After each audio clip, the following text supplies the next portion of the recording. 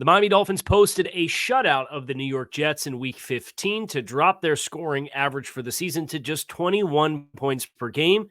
A look at the Dolphins' defensive performance and some of these standouts here today on Locked On Dolphins. You are Locked On Dolphins, your daily Miami Dolphins podcast, part of the Locked On Podcast Network, your team every day.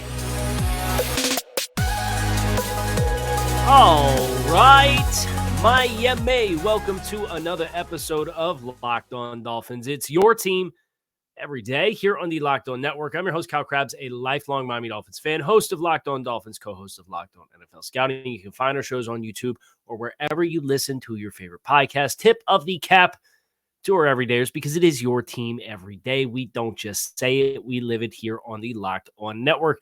Today's episode of Locked On Dolphins is brought to you by Gametime. Download the Gametime app, create an account, and use code LOCKEDONNFL for $20 off your first purchase on last-minute tickets with the lowest prices guaranteed. We checked the tape on the offense yesterday, finished overnight watching the tape of the defense, and when you end up posting 103 yards from scrimmage allowed, 80 passing yards, have 4 turnovers, allow 0 points, there's not too much that you're going to be able to say to quantify the game performance from a execution standpoint. One team simply, to have that little offensive production, did not execute at any level. And you could go through the one-on-one matchups of Andrew Van Ginkel and Bradley Chubb on the edge, and that's where we're going to start with Bradley Chubb. But you can go through the guys on the edge, and you could say that Mekhi Becton and Billy Turner were in hell all game, and they were. You could talk about the Dolphins popping out the Jalen Ramsey lockdown corner situation, which they did for Garrett Wilson for a period of the game. Garrett got his wins. Jalen got more than his share of his. But the ball just didn't get there because the execution of this offense was non-existent. And that's not to diminish anything that the Dolphins did, because I think you saw a lot of textbook reps on film from the Dolphins defense. But you always do put it through a lens when the production's that bad on the other side. You come in with the understanding that they ain't doing what they're supposed to do. Because an NFL offense ain't supposed to roll out here for 60 minutes, regardless of whether it's Zach Wilson, Trevor Siemian, or Aaron Rodgers with a torn Achilles, and have 103 yards of offense. As evidenced by, that's like up there in the all-time lexicon of Dolphins defensive performances. Like, this is on that list, along with like the no-name defense. It's pretty eye-opening to see how some of these numbers measure up. But we should talk about Bradley Chubb as the first notable standout as an individual performer for me against the Jets. That'll happen when you post 3 sacks and you're all over the field and you force 2 fumbles. He and I went on WQAM with Joe Rose on the Joe Rose show this morning and was talking about Bradley Chubb a little bit.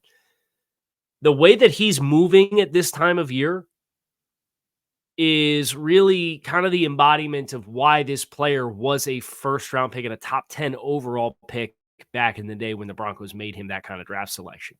Go back and rewatch the first sack, the forced fumble on Zach Wilson that put the Dolphins down on the 1.5 yard line to set up the first touchdown of the game.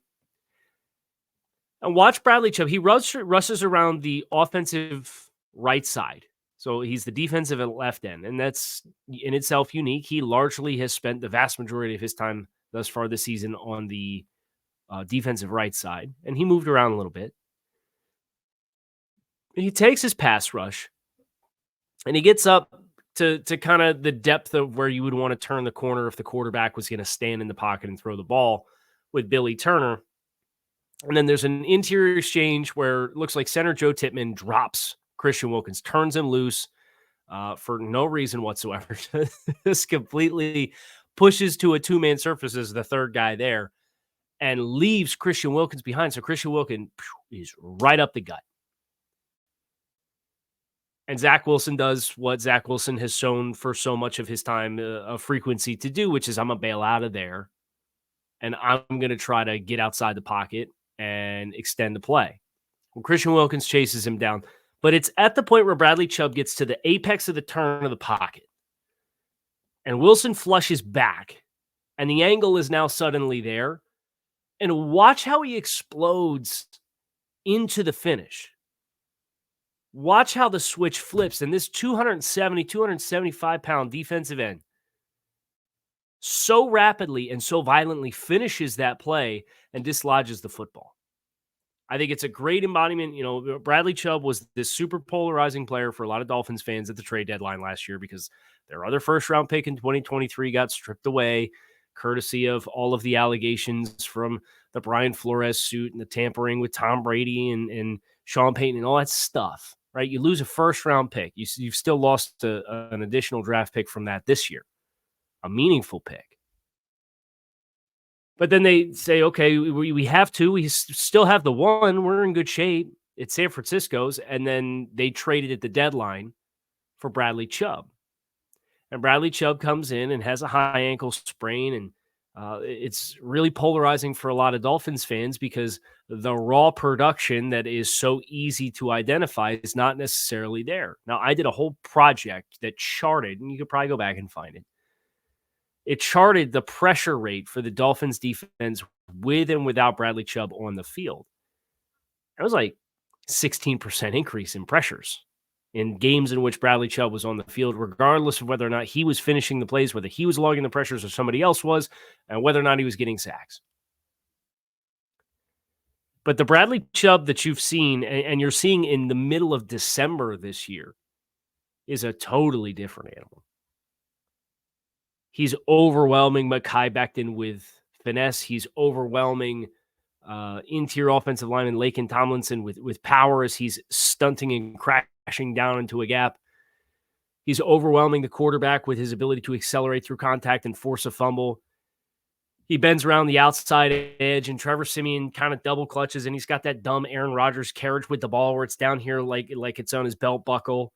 And Bradley Chubb comes around the end and boom, pops that ball out for a second forced fumble of the game. He recovers the fumble, a textbook play, right? So you understand the Jets have had their injuries, but understand this is not just Bradley Chubb against the Jets.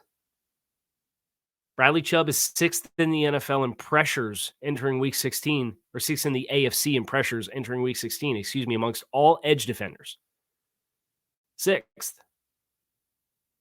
And he's got 9.5 sacks. So you're seeing the sack measure and the sack rate align a little bit more with the value of the pressures.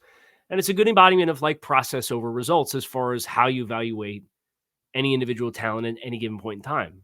Chris Long, actually, he was on with Kevin Clark of at least The Ringer and had a really great snippet about context and how context matters for every situation for every player in the league.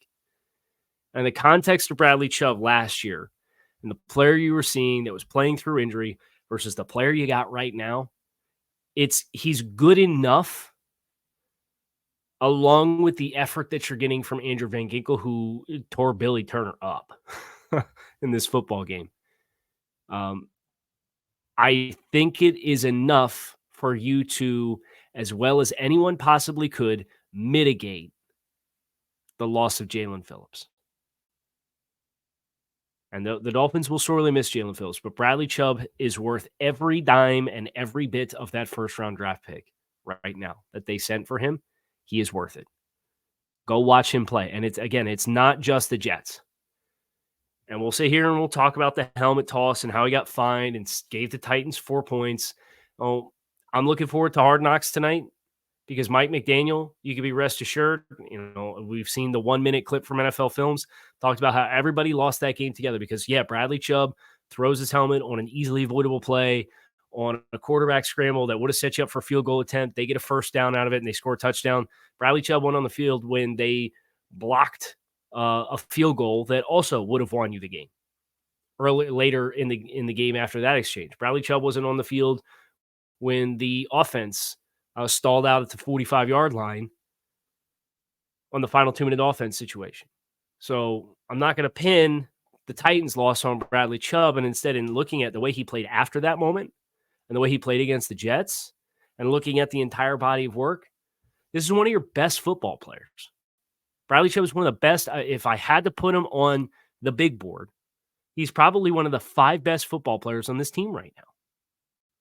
And that says a lot because you got a lot of really talented players between Tyreek Hill and Jalen Waddle and Tua Tagovailoa and a healthy Teron Armstead, although and we talked about it yesterday, Teron looked as good as he's looked in a long time. But the flashes of that are only intermittent. Jalen Ramsey, Christian Wilkins, Javon Holland when healthy. The Bradley Chubb's top 5 most impactful and talented player on this football team right now. And he took over this game against the Jets, which is what you expect elite players to do, especially when you're missing 60% of your nickel secondary that was not out there to play in this game. Speaking of that secondary, we're going to talk about the replacement safeties next here on this episode of Locked on Dolphins, so stick with us.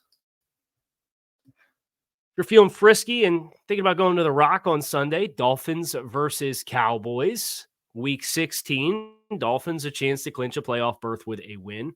But you don't have tickets yet. I got good news for you. Gametime is here to help. Gametime is obsessed with finding new ways to save money on buying tickets. They're the only ticketing app that gives you complete peace of mind with your purchase. They give you the view from your seat before you hit buy. They give you no hidden fees so that you know what dollar amount you're going to be putting into your shopping cart when you make a commitment on a ticket before you check out. And you can buy tickets in just a few taps on your phone. They also offer things like zone deals and flash deals for football, basketball, baseball, concerts, comedy, theater, and more. And you get the game time guarantee, which means you'll always get the best price. If you find tickets in the same section, row, for less, Gametime will credit you 110% of the difference. So take the guesswork out of buying tickets with Gametime. Download the Gametime app, create an account, use code LOCKEDONNFL for $20 off your first purchase. Terms do apply, but again, that's create an account, redeem code LOCKEDONNFL for $20 off. Download Gametime today on last-minute tickets. Lowest prices guaranteed. So Dolphins played this game, and one of the big sources of, I guess, apprehension is you're playing without Javon Holland and Deshaun Elliott. You have Brandon Jones and Elijah Campbell, and this has always been a pro Elijah Campbell podcast. I think that's one cool thing about this game, and we'll talk about Duke Riley a little later. But a couple of guys that when I was down at training camp, I thought could have had a chance to carve out really nice roles for this football team. And maybe haven't had a chance to do that with consistency, but had a chance to play bigger roles for the Dolphins, specifically on defense against the Jets. And they made the most of their opportunities, and they played outstanding football games, which I thought was super cool,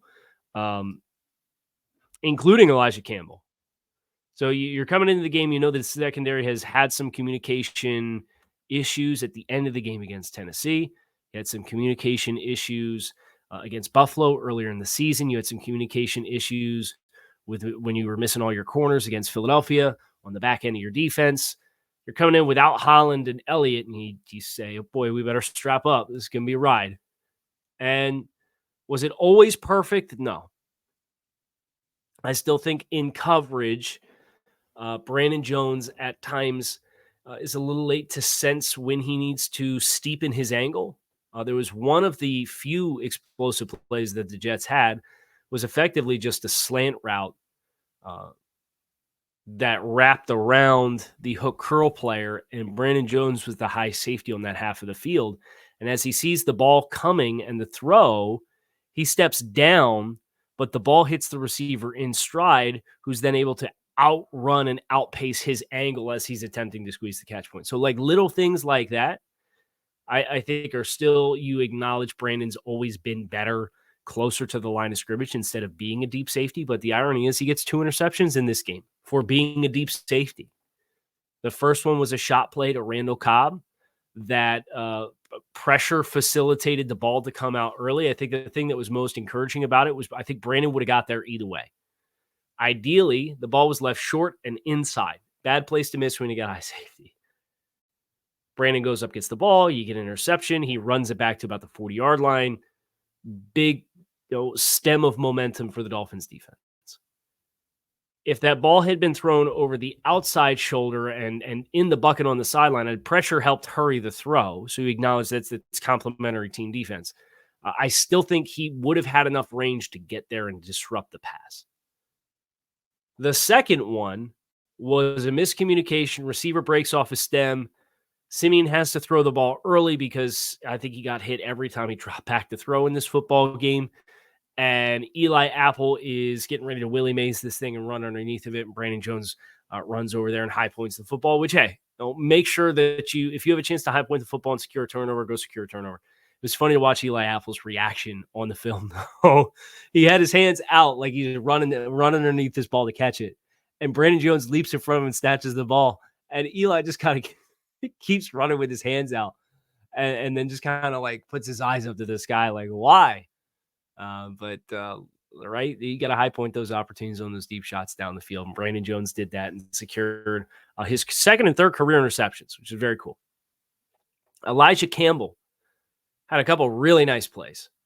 He obviously had the whole shot pass breakup where the corner is squatting flat. I believe they were in base defense here. And Kader Kohu has to squat flat, and then Elijah Campbell has to get up over the top, and they try to put it in what's referred to as the honey hole in cover two or two zone, where the corner underneath it has to account for the flat, and then over the top is the safety, and along the sideline there's a pocket at about 12 to 15 yards in between those two defenders where theoretically you could get that ball up and down if you get it in a hurry. Well, Campbell transitions and he gets over there and he reaches his hand out and he breaks up this pass. I believe it was Alan Lazard right along the sideline in the honey hole of this two-zone defense. It was a really nice play. He had a couple opportunities where he is not the deep safety and their split field coverages and he's spinning down into the box and he's feeling and sensing opportunities to fit against the run. Good presence as a tackler. I thought both guys played as admirably as you possibly could to step into the void that's being left by the caliber of Dolphins safeties that were not in for this game. And I think the best way to boil down the Elijah Campbell observation is this. Here's his snap counts defensively for the season. He was inactive the first two games. You remember he got hurt at the end of preseason, and we were worried we might lose him for the year. 16 reps against the Broncos. They were up by 50 points at one point in that game. So, yeah, the backups are going to play. 3, 0, 4, 5, 0, 0, 0, 10 against the Jets. You were up 21 points in that game. The backups are going to play. 3 against the Commanders. You're up 30 in that game. You get a handful of reps. Tennessee, 18. Elliott goes into concussion protocol. Javon Holland's already out. It's a late elevation. 58. 100% of the snaps against the Jets. That's really meaningful snaps in a safety-oriented defense where your exposures to different things and switch releases and bunch sets and all of the checks that this defense provides for their safeties to have tools to make the coverage shell right behind the front. The more reps that you get in experiencing that, you have to have reps. Case in point, the Dolphins' defense has become more exotic as the season has gone on, but you've seen Brandon Jones has gotten progressively better. Elijah Campbell now getting progressively better, and he took more snaps in this game. Let me make sure this is a factual statement. 16, 23, 28, 38, 41, 51, 59. He took one less snap. That's why you do the math. Not a math guy, though. One less snap in week 15 than he had taken defensively in the previous 14 weeks combined. And his special teams, he was playing 20-plus snaps on special teams a week, and it went down to 4 because he had to get elevated and play the defensive role, which is in part why you saw Ethan Bonner get elevated and play some.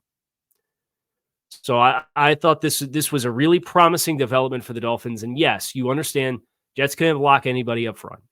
They got one real weapon in the passing game in Garrett Wilson, and Jalen Ramsey followed him around. But there were not guys running butt naked all over this secondary that you just couldn't get the ball to. They actually executed, and you got reps, and you got experience. So if you get pressed down the stretch, you can bank on these reps and hope the guy can get it right and not have what happened against Tennessee happen again.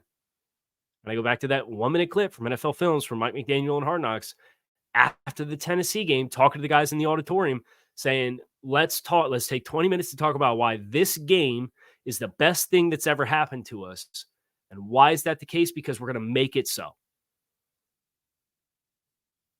Getting guys reps in the ways in which there was a colossal failure systemically across all three phases of the game, plus coaching, learning lessons from that, and now protecting yourself from that and getting a guy like Elijah Campbell, even if it wasn't planned from an injury perspective, is beneficial. I thought it was a job well done. We're going to finish talking about Duke Riley next year on this episode of Locked on Dolphins, so stick with us. When you're hiring for your small business, you want to have as many top-tier candidates as possible to interview, and that's why you check out LinkedIn Jobs. LinkedIn Jobs has the tools to help find the right professionals for your team faster and for free. This is not just another job board. LinkedIn is a vast network of more than 1 billion professionals, which makes it the best place to hire. Hiring is easy when you have that many quality candidates, so much so that 86% of small businesses report acquiring one qualified candidate within 24 hours of their job listing. LinkedIn knows that small businesses are wearing so many hats that your hiring process may not be as robust or fulfilled as you would ideally like it to be. It's a good thing LinkedIn makes this easy, intuitive, and quick. They've even just launched a feature that helps write job descriptions, making the process even easier and quicker. Post your job for free at linkedin.com/lockedonnfl. That's linkedin.com/lockedonnfl to post your job for free. Terms and conditions do apply. Duke freaking Riley, man. He's playing his rear end off. He's playing his tail off right now. And it's been really impressive to watch him step into this role, including the Washington game, including the effort that he gave as a part of the Tennessee game, which was not an ideal ending, but that doesn't mean there's not redeeming things to take from it. Over the course of the last 3 games, he's played about 150 snaps, 149 snaps to be exact, defensively for the Dolphins. And he's making plays in the passing game. He's breaking up passes one-on-one. He's fitting again in the box, him and David Long having good communication. He's being a reliable tackler. He's got range. He got a half a sack in this game, showing some pressure ability. Ran through Dalvin Cook like he was a traffic cone, stepping up in the A-gap. Dalvin Cook trying to pass protect. Duke Riley runs right through him. And this is a guy, Duke Riley, who you go back to when he first joined the Dolphins in 2021. I thought he was a really likable player. Now, he was predominantly a special teams guy. In 2021, he played 33 more snaps for the Dolphins special teams unit than he did on defense. He sees a bump last year before re-signing a contract to come back on a 2-year deal for the Dolphins this year and next year. But his defensive snaps have gone from 227 to 368 to now 232, and he's a starting inside linebacker for this defense. If the front can protect him and David Long, and they have their moments where they get on their horse and they go and they can smack in the mouth at the line of scrimmage, but they're smaller bodied players. If the front can successfully protect these two linebackers, the one thing I will say, and I have been quick to dismiss any Dolphins fans who said that Jerome Baker hasn't been a meaningful and valuable starter to this team. But the one discrepancy that I think can make the Dolphins better with Duke Riley versus Jerome Baker, I think Duke's more fluid in coverage. I think Duke is a more impactful coverage option. I think he's got better range. Where Jerome, it's the communication aspect of being the green dot player that obviously has a ton of value. I think he's a little bit more physical, filtering through blocks. He's built up his body since he came out of Ohio State to be a more versatile player. But if you get teams into passing situations, and obvious passing situations, Duke, I would argue, gives you a better ceiling to the middle of the field ability to cover. I think he can mirror backs out of the backfield a little bit more effectively than Jerome can. So I think that's to see Duke now play this game and the game against Tennessee, where he's filtering through all of this traffic and he's successfully scraping and he's successfully forcing and he's successfully tackling in the box. And you can see kind of the confidence starting to grow. It's a big break for Miami to have a guy like Duke Riley who's ready to step up and is taking the opportunity by the horns. Because an injury to a thin linebacker room, one could very easily point to and say that that is a devastating turn of events for the defense. But this defense, let's keep the communication right on the back end with the quarterbacks of the defense, which is the safeties. Lest we forget, they gave up 13 points and 150 yards of offense to Tennessee in 55 minutes. Now, unfortunately, you play for 60. But what would this conversation look like if that collapse didn't happen? And now all of a sudden you have this Dolphins defense with this run where, I mean, you could be talking about Patriots 17, Chiefs 21, and 7 of those were defensive points. Raiders 13, you gifted them some points. Jets 13, you gave them a touchdown there with the pick 6. Commanders, Titans would have been 13 if you didn't have the collapse at the end when you didn't have the safeties on the field and everything went to you-know-what, and 0. It's a heck of a run in spite of some injuries to Jalen Phillips and Javon Holland and Deshaun Elliott and Jerome Baker. And it's guys like Duke Riley stepping up to the plate that are allowing this to happen, and those efforts should not be taken for granted. I'm Kyle Krabs. I hope you guys enjoyed this episode of Locked On Dolphins. It is your team every day. Keep it locked in right here on the Locked On Network. You can find our shows on YouTube or wherever you listen to your favorite podcasts. Fins up. I'll be back again tomorrow. We turn the page. We start to get ready for the Dallas Cowboys. I'll see you then.